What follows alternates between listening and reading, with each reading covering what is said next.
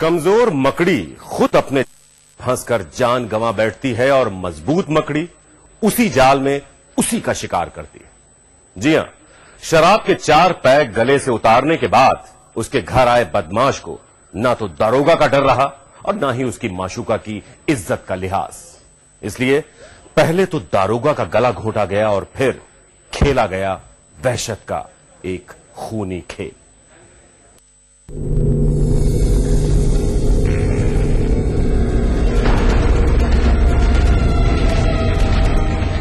बकौल कक्कू, रूप नारायण से उसकी दोस्ती कोई 10 साल पुरानी थी।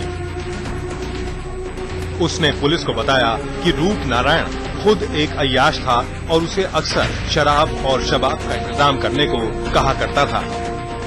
पिछले 16 अक्टूबर को रूप नारायण ने कक्कू को अपने घर बुलाया। कक्कू उस रात अपने दोस्त साबिर, रॉबिन, रिंकू लाला और पुनीत के साथ रूप नारायण के घर गया।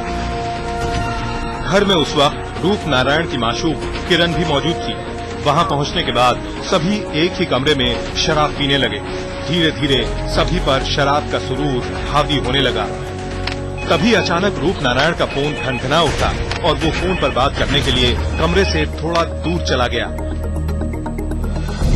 इधर रिंकू और पुनीत पर शराब पूरी तरह हावी हो चुकी थी और सामने बैठी किरण को देखकर उनकी नीयत खराब हो गई। उन दोनों ने किरण से जबरदस्ती शुरू कर दी और उसके साथ बलात्कार कर दिया। इससे पहले कि सब इंस्पेक्टर किरण की मदद कर पाता, साबिर और रॉबिन ने उसका कत्ल कर दिया। जबकि किरण के साथ बलात्कार के बाद रिंकू और पुनीत ने उसे भी मौत की नींद सुला दिया।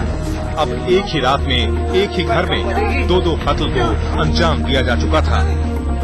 अब बारी थी लाश को ठिकाने लगाने की, लिहाजा ये चारों लाश को अपनी गाड़ी में रखकर शहर से दूर सुल्तानपुर की तरफ बढ़े और इंदिरा नहर के पास खुर्दही बाजार के पास फेंक दिया। मुलजिमों ने पुलिस को बताया कि द्विवेदी और उसकी प्रेमिका की लाश रात के सन्नाटे में इसी नहर में फेंक दी गई। लेकिन पुलिस के सामने सबसे बड़ी चुनौती ये थी कि आखिर 1 महीने पुरानी इन लाशों को इस नहर से कैसे तलाशा जाए। लेकिन लाश ढूंढना बहुत जरूरी था और पुलिस ने अपना काम यहीं से शुरू कर दिया। रूप नारायण के घर से निकलते वक्त ये दोनों घर में रखे 1,35,000 रुपए, 2 मोबाइल फोन, सोने की चेन, अंगूठी और रूप नारायण की सरकारी 9mm की पिस्तौल भी अपने साथ ले गए। इस दोहरे कत्ल का राज शायद कभी भी सामने नहीं आता, लेकिन इन चारों से गलती ये हो गई कि उन्होंने रूप नारायण के मोबाइल फोन का इस्तेमाल जारी रखा और पुलिस ने जैसे ही अक्कू के नंबरों को सर्विलांस पर लगाया, मामला साफ हो गया। चूंकि अक्कू के नंबरों पर उसके दोस्त रूप नारायण के फोन से भी कॉल कर रहे थे, लिहाजा पुलिस का शक गहराता गया और आखिरकार इस मामले में अक्कू, साबिर और रॉबिन की गिरफ्तारी हो गई।